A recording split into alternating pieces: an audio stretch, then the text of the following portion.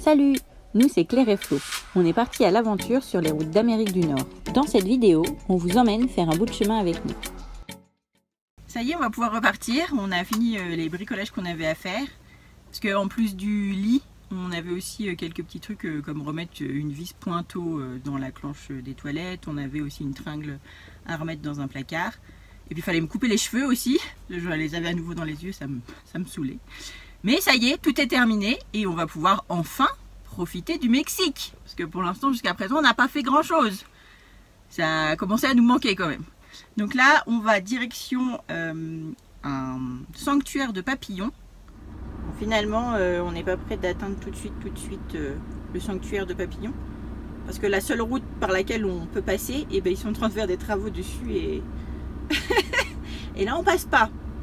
Bon, après qu'ils remettent un peu de gravier et de cailloux sur la route et pour boucher les trous, c'est pas plus mal parce que c'était vraiment très brinque-ballant.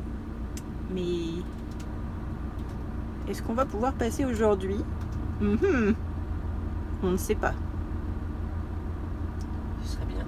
Oui, ce serait pas mal. Bon, alors normalement, ils nous ont dit qu'on pouvait passer. Oui, oh oui, ça va passer. Oh la vache. Allez, faut bien prendre les dents là. Allez, non. Si, mais il faut que je me remette là juste avant le gravier. Ah oui, parce que ça patine. Ça adhère pas encore bien. Oh la vache. Allez. Ah oui, c'est vrai. Ah oui.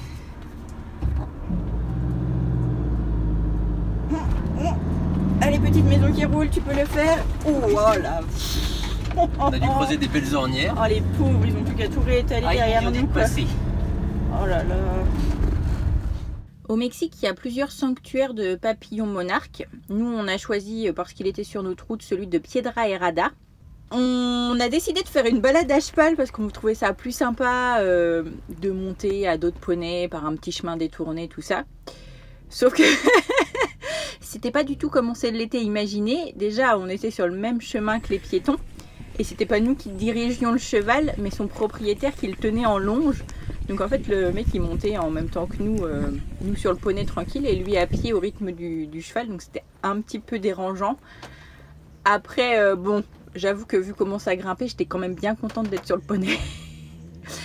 Et puis à la fin de ça, de toute façon, arrivé tout en haut, on doit descendre de cheval et on doit continuer à pied. Et j'avoue que là, on a bien souffert et on était bien essoufflé parce qu'on est à plus de 3000 mètres d'altitude. Que celui qui nous emmène là-haut, parce que le temps est minuté, on a le droit qu'à 20 minutes, il grimpe ça à une vitesse de fou. Et nous, on tirait bien la langue, surtout que c'est super poussiéreux. Donc entre la poussière, l'altitude et le rythme soutenu, arrivé là où il y avait les papillons, il nous a bien fallu plusieurs minutes pour nous en remettre. Et après, on a pu profiter du spectacle et c'est ouf en fait. Il y a plein de papillons. Il y en a tellement que on arrive à entendre le battement de leurs ailes en fait. C'est très léger, hein, mais on arrive à entendre ça. Et alors, pourquoi ce sanctuaire? Donc, c'est pas du tout quelque chose de fait par l'homme, hein, c'est les papillons. Le papillon monarque est un papillon migrateur sur plusieurs générations. Donc, en fait, il part du Mexique, il va monter jusqu'au Canada. Et pour ce faire, il va y avoir 3 générations de papillons qui vont monter. Parce que les papillons d'été ne vivent que 2 mois.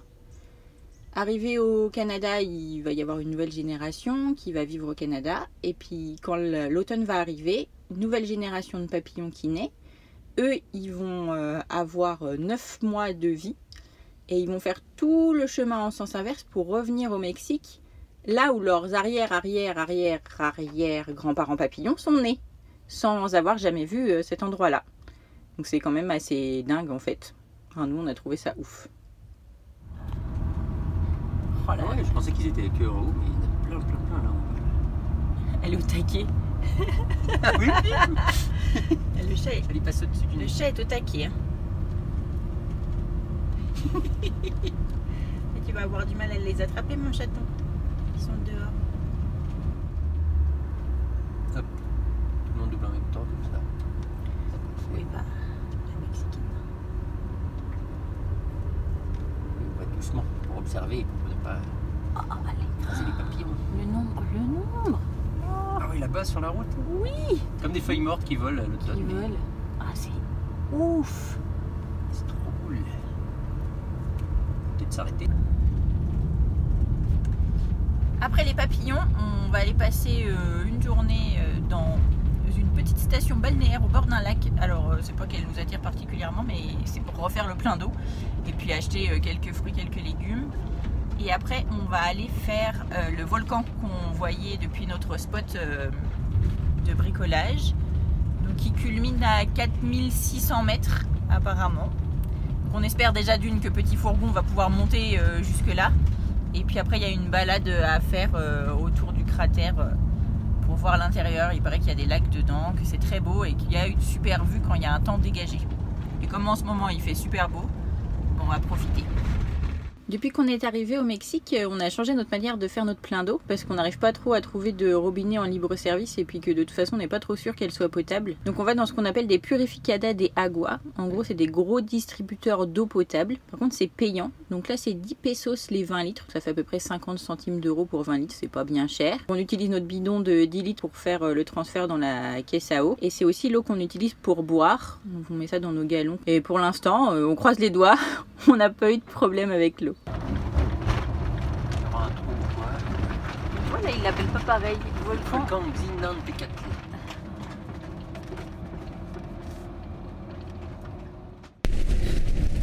C'est reparti pour quelques kilomètres de piste. Bon, après celle-là, elle est bien. Enfin, pour l'instant, elle est bien. Et puis c'est une piste qui mène à un haut lieu touristique, donc on se dit qu'on va pas rester coincé. Alors pour dormir, par contre, on sait pas trop parce que il y en a qui disent qu'ils ont eu le droit de dormir, d'autres qui n'ont pas eu le droit, d'autres qui ont eu le droit de monter, d'autres non. Ouais, en gros, c'est un peu à la tête du client. S'il décide de te faire payer, ben... Voilà. S'il veut te faire payer, s'il veut pas te faire payer, s'il veut te faire monter, s'il veut pas te faire monter. On verra bien. On se fait quand même pas mal secouer. Hein. Oui, oui. Bon, on descend.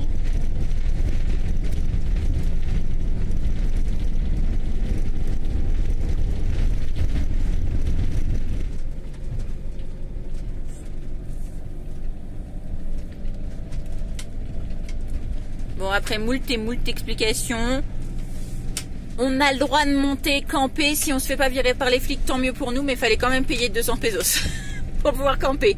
Mais peut-être on pourra pas camper à cause des flics. Il y a de la neige. Un petit peu. On va peut-être pouvoir faire un petit bonhomme demain. Une petite bataille. Et ce soir, comme on est en montagne, c'est tartiflette. Et oui, c'est le dernier plat de montagne avec le fromage que j'ai ramené de France. On va se régaler. Ça devrait être pas mal. C'est un plat de saison. Et, ouais, et petit apéro là pendant que ça cuit. C'est ça. Avec les dernières miettes de saucisson. Ça y est. C'était bon. C'était trop cool. Et il en reste de quoi en faire une deuxième.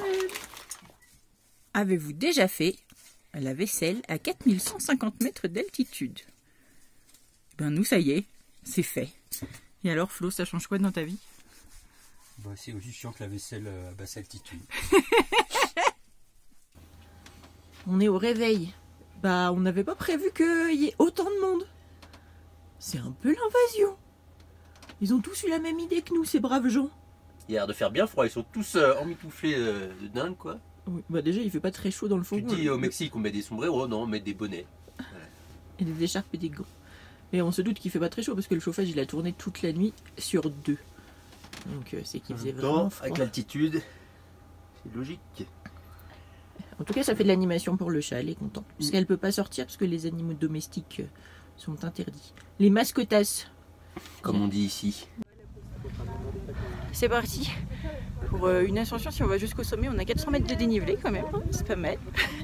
Et on va y aller beaucoup plus doucement que pour les papillons, pour éviter de cracher nos poumons dans 30 secondes. Ouais, parce que vu qu'elle arrête déjà dans le fourgon, on a un peu de mal avec la respiration. Là, on va y aller mollo. Il fait beau, on a tout le temps. C'est cool.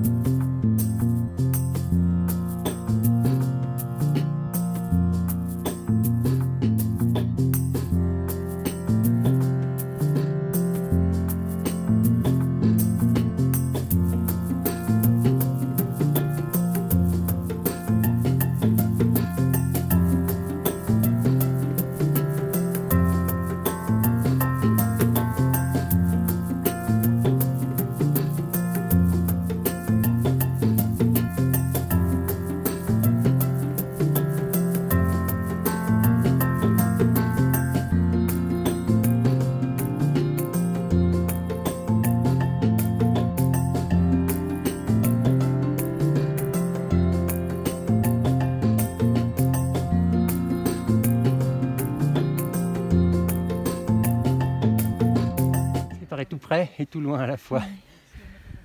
Ah, ça y est, les choses sérieuses commencent. Parce qu'on veut aller au point le plus haut. Donc c'est le sommet qu'on voit là. Troisième. Ici, là, le pic.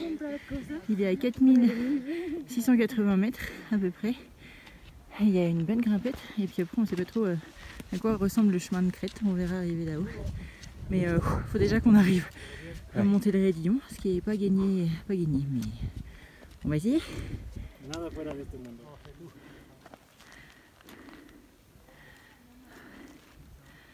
On y va vitesse escargot.